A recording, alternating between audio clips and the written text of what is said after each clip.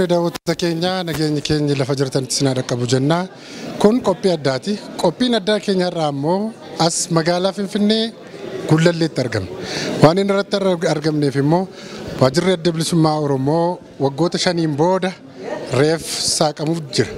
Kanaaf ammoo sagantaawwan asirratti taasifaman keessummoota Ayyaana adda bilisummaa Oromoo Budaawud Ibsaa sagantaa sanarratti haasa'anii fi taateewwan sagantichaa isin biraan geenya. Isinis maarreen waliin turaa isiniin jenna.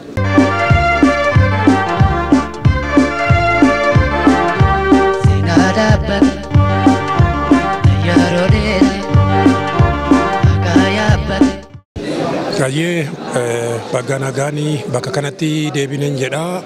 Maqaan koo Addunyaa Goobanaan jedhama. Gaheen hojii koo adda bilisummaa Oromoo keessatti itti gaafatamaa waajjira adda bilisummaa Oromoo magaalaa Finfinneeti. Egaa har'a suma dhugaa dubbachuuf duras seeraa ala cufamee waajjirri adda bilisummaa Oromoo muummeen magaalaa Finfinnee Gullalleetti argamu banamuu isaatti akkuma nama tokkootti gammachuun natti dhaga'ameera.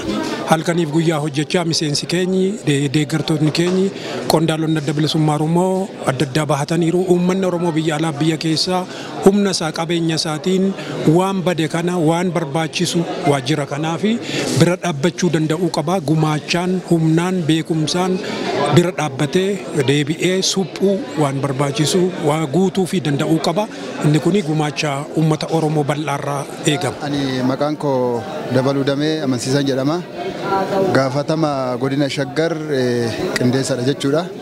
Kanan erga har'a akkuma argeen waajjira adda bilisummaa Oromoo har'a banamuu qofa osoo hin taane waajjirri adda bilisummaa Oromoo kan jiru laphee Oromoo guutuu keessa, qeerroo Oromoo keessa, dargaggeessa jaarsaaf jaartii keessa jira. Waa'ee banamuu fi cufamuu qofa osoo hin taane wanti guddaan akeeka fi kaayyoo adda bilisummaa irratti ijaarame saba keessa hawaasa bal'aa keessa jiraachuu nutti ibsa. Haa ta'u malee har'as dabalataa waajjirri kun banamuun guddoo nu gammachiisee waajjira kana keessatti akkuma amma banameen gara fuulduraatti miseensota caasaa jiru fuulduraa duubaan ijaaranii akeeka kaayyoo barruu dhaabaa adda bilisummaa Oromoo sirnaan yoo namni kamiyyuu alagaanis diinnis yoo hubate gammachuun kiyya daangaan qabuun jedha. Akkasumas immoo wanti guddoon amma deemamaa jiru irra guddaa adda bilisummaa Oromoo sabaaf sablammii hundaaf kan qabsaa'e sabaaf sablammiin cuqqurfamoo adda bilisummaa Oromoo qofa hin ta'in kan mirga isaanii dhabanii aadaa isaanii beeksifachuu dhabanii afaan isaanii sirnaan itti dhimma bahuu dhabanii hundaaf kan dhaabbateedha. Adda bilisummaa Oromoo jechuun walqixxummaadha, bilisummaadha, dimokiraasiidha jechuun dandeenya.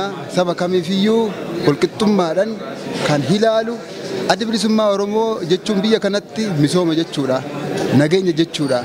Akka warri diinonni ija fageenyatiin yookiin akka hammeenyaan ilaalan yookiin akka waan nama nyaatu wayitti ilaalan sana miti. Adda bilisummaa Oromoo jechuun nagaa jechuudha, misooma jechuudha. Saba kamiifiyyuu walqixxummaadhaan haqni isaa adda bilisummaa akeeniif kaayyoon isaa biyya namaa yookiin daangaa namaa cabsee osoo hin taane qabeenyuma kiyya irratti abbaa ta'a. Qabeenyuma kiyya irratti bulchuun qabaa. Namnu naa bulchuun qabu natu murteeffatu qaba kan jedhu qabatee adda bilisummaa Oromoo kan agama. Ani gaafatamni kan koo miseensa gumii sabaa adda bilisummaa Oromooti. Kibba Bahaa Oromiyaatti bakka bu'aa adda bilisummaa Oromoo kan godina Kibba Bahaa godinoota 4 Kibba Bahaa keessa jiran Baalee Bahaa, Baalee Lixaa fi akkasumas Arsii Lixaa fi Arsii Bahaati. Egaa maqaan koo Daraaraa Lammiin jedhama. Egaa wanti har'a natti dhagame gammachuu guddaadha. Gammachuu hangana hin jenne kan madala isaa ibsuu hin dandeenyedha. Egaa saaqinsi waajjira adda bilisummaa Oromoo inni guyyaa har'aa kun waa hedduu of duubatti deebisee kan yaadachiisuudha.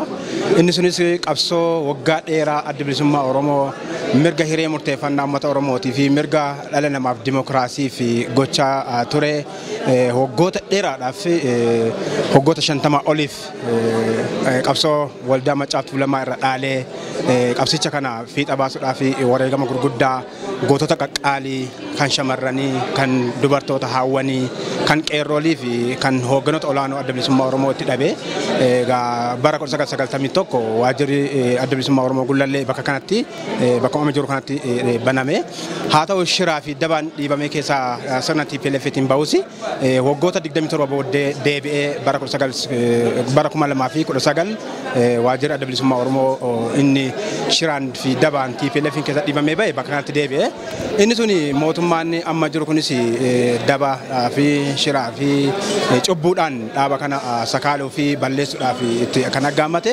sodaa dhaaba kanarraa qabuu fi dhiibbaan sun irratti godhamaa ture. Egaa deebi'ee haaluma bara 1991 sanaan dhiibbatee keessaa bahee waggaa dheeraadhaaf rakkoo keessaa fi hidhaa keessa ture jechuudha. Adda bilisummaa Oromoo akka yeroo 91 sana dirree sana murnoota biyya kana humnaan dhuunfataniif dhiisee bahuu didee karaa seeraa fi heera biyya kanaa irratti dhaabbachuudhaa fi haqaa fi dhugaa qabuu irratti dhaabbatee akka 91 san dirree banaa gochuu dhiisee seeraan gaafachuudhaan waggaa dheeraa waggaa 5 booddee waajjirri kun akka deebi'uuf karaa boordii filannoo karaa seera biyyaa waajjiroota mootummaas dhiibbaa adda addaa gochuudhaan deddeebi'ee gaafachuudhaan osoo dhugaa kana beekan waajjiroonni mootummaattis waajjirri adda bilisummaa Oromoo kan cufamnetti akeekaa sobaa turanii haa ta'u dhugaan isaa har'a baateeti adda bilisummaa Oromoodha waajjira kana haqa isaa dhugaa isaa deebisee argate jechuudha. Egaa gammachuu guddaa kuni inni kun maal nu agarsiisa qabsoon bilisummaa Oromoodha kana baa'uun hoogganamu turtii fi wareegamaa fi bu'aa baay'ee hedduu booddee deebi'ee bilisummaa isaa fi abbaa biyyummaa isaa mirga namummaa fi dimookiraasii biyya kana akka dhuunfatu qabsoodhaan akka adeeffatu nu agarsiisa jechuudha. Kanaaf uummata Oromoo hundaan qeerroolii haawwan shamarran wareegama baadiyyaa fi magaalaa keessa bata hundaan baga gammaddanii baga kanaas hin gahin jedha. Kuni akkuma sila nutti dubbatamaa ture amma saaqameera jennee sirbuudhaaf miti kan dhufne. Qabsoorra jira Oromooni nu bichaa miti hundumtuu iddoo adda addaatti qabsoorra jira. Kaafaa fi abaawoon immoo warra miiltoo wajjiniin deemanidha. Hundumaa hacuuccaa hundumaa ga'u waliin kan qooddatanidha. Kanaatiif nuyi biiroon kun saaqamuu iddoo hojii argachuun itti gammanna. Ganaa kana caalaa immoo wanti baay'een han hojjetamu jira. Waajjira kana banuu bichaadhaani isuma kana qullaadhaaniti hojiin hojjetama jennee hin yaadnu. Ammas iddoo hundumaatti saba gidduu galanii sabii abbaa barbaade akka inni filuuf filmaata sagarasee achitti dhufu yoo filmaati kun hin jiraata ta'a.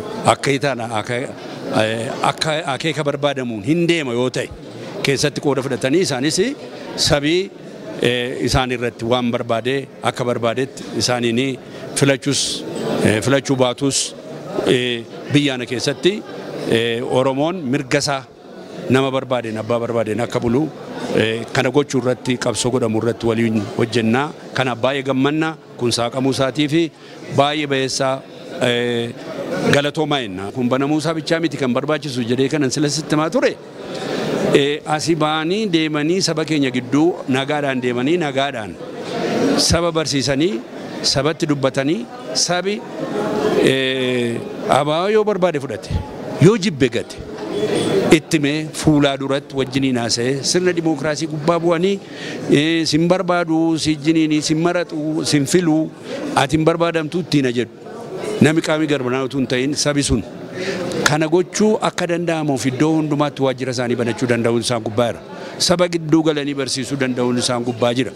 Saba wajjin wal arguu danda'uun isaan gubbaa jira. Sabi sirna siyaasaa, sirna dinagdee, sirna hawaasaa poolisii jechuudha. Poolisii kana irratti taa'ee irratti isaan ijjiin haasa'u. Attamitti na bushitaa? Attamitti gara seechitti na geggeessita wansi filee? Maal gootaa? Sirni fayyummaadhaa jira jechuun fayyina hikimannaa isa jedhan sana barumsi jira sirni fayyaadhaa jira sirna hawaasaadhaa jira kana hundumaa irratti poolisii barbaachisa karaa adda addaa attamitti bushita attamitti galii gibiraadhaan harkaa fuuta lafa koo attamitti naa bushita maal goota isa jedhu ko sabi ko nama gaafata maal gootaa yaa nama karaan qabu misoomii karaa koo hin jiru ani barumsan qabu ani waajjirri kooddoo akkasii akkas ta'eera kanaatiif attamnaa gootaa'edha kan attamitti hojjettaa isa jedhu si gaafata isa si gaafatee isa gara biraa jiniini walitti si madaalee kana booddee atin taataa ta'uu jedhe si fila si filee bichaa miti immoo hamma dhuma biyya lafaatti miti kan inni si filu si filee gaafa hin taane gaafati iddoo sana filamte taate iddoo sana hin goone si buusuu danda'utu isa gubbaadha sabi mirga kanaa qabaachuutu isa gubbaadha kanaatiif qophooftee dhatta kanaaf sabaana qopheessuun hin barbaachisa sabi kuni akkuma itti mameetti fudhatatu hin ta'e waa'ee lamin maaliif hin taane kun maaliif akkas hin taane jedhee saba bare qabaachuun nu gubbaa jira jechuu barbaadeetan. Baay'ee gammachuu guddaan natti dhaga'ame biyya kana keessa nagaan bu'uudhaafi jalqaba gaaffiin adda bilisummaa Oromoo uummanni Oromoo qabu deebi'uun dirqama ta'a.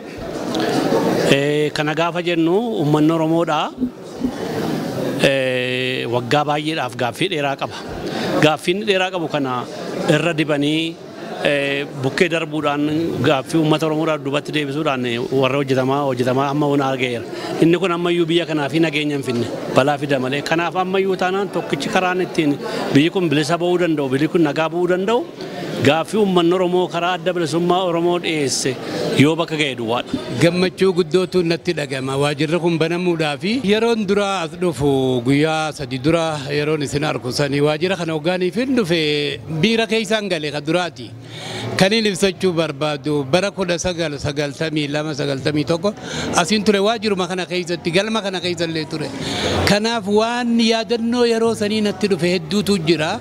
Jaalladhi yeroo san waliin turre kaarran jirani kun hedduu miira keessa nagalchee akkasuma bara 2018 asiin ture waan yeroo san tattee arkeetiin jira waajjirri kun arraan banamuunsaa kan milkii kanuu ta'uu nawwa akka kan lamaan dabranii sanodoon taane akka uummata Oromootii fi dhaaba keenyaafis ta'utti gara mootummaatiinis waan barbaachisu hunda godhanii ka waajjirri kun hin cufamne dara waajjirri gamasii kachi aalu ka 91 dhaabaa kan namee jira inni nu idduudhaan muramee jira sanuu akka deebi'uun anilleen mootummaa asumaanuu gaafadha kanatti aansee dhaaba jaarmayn keenya dinagdeedhaan uummata isaa irratti hirkata miseensa isaa irratti hirkata kanaaf waajjira kana uummatuma keenya kana haaromse miseensota keenya deeggartoota humna keessan kana haaromse dinagdee uummata irraa argameen ammallee immoo waajjirri kun ni eegalame malee haaromsiisaa bal'aadha waa hedduutu hafaaf kanaaf hiruma tanaan uummata keenya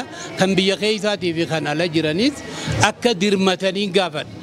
Gama biraatiin addi bilisummaa Oromoodhaa bara 2018 karaa nagaatiin qabsoo gaggeessuudhaaf galee miidhaa mudate hundaa uree fayyu dureen tarreessanii jiran nuti darkinee jirra qaamaan. Kanaaf haalli kasii akkan deebine dimokiraasiin dhugaadhaa gad dhaabbachuu adda bilisummaa Oromoo moggeessanii uummata Oromoo moggeessanii dimokiraasiin dhufa waan hin jirreef gara mootummaa biyya tana bulchuuf illee kanumaan dhaama.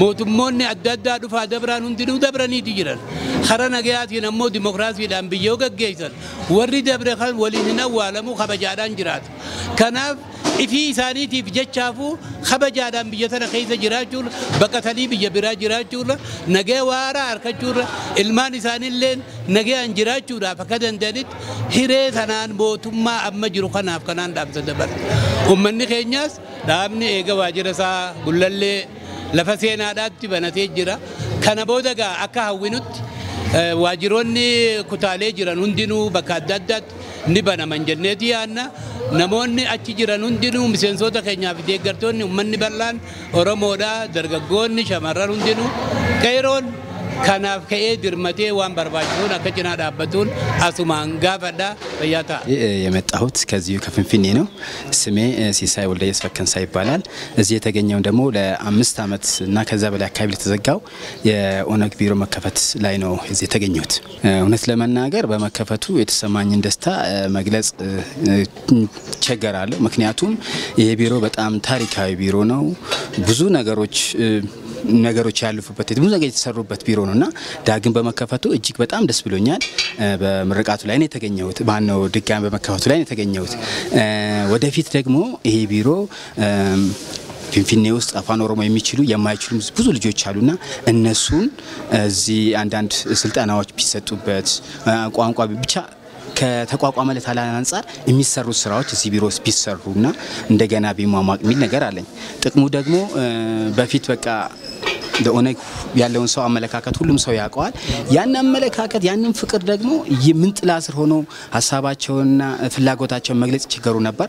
ይሄ ቢሮ መከፈቱ ደግሞ አትሊስት አሁን ደግሞ አንድ ነገር ነውና አንድ ጥላ ስር የመምጣት ነገር ያ አድቫንቴጅ አለኝ ብዬ አስባለሁ። ይሄ ቢሮ በጣም ታሪካዊ ቦታ ነው። በጣም ማንነታችንን እንድናቅ ቤዝ የሆነ ቦታ ነው። በኔ እድሜ ያለውና ከዛም ብሎ ላለው ማንነታችን እንድናቅ መሰረት የሆነ ቦታ ነውና ያለኝ መልእክት ምንድነው? ኑና ወደዚህ ተበታትናችሁ ያላችሁ ኑ ወደዚህ ቢሮ እንወያይ እንመካከር እላለሁ። እንግዲህ እንደሚታወቀው ነገ አንጋፋ ፓርቲ ነው።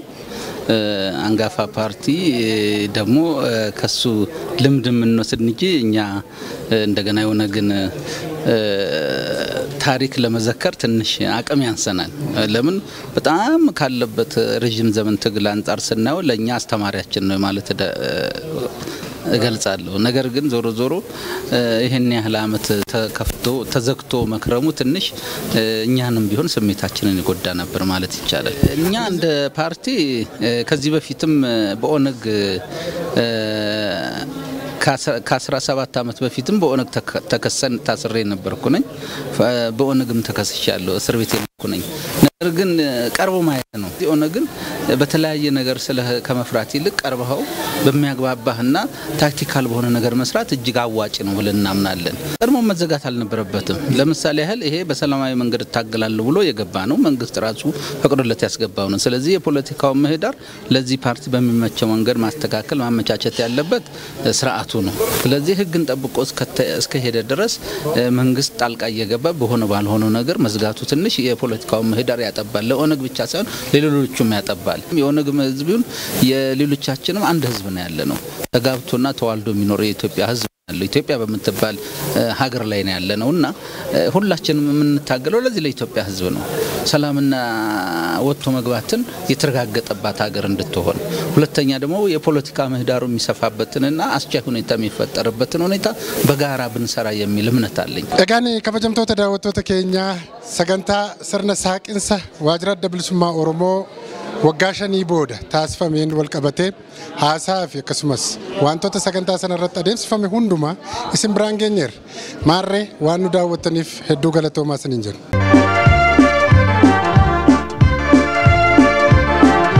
ሲናዳበት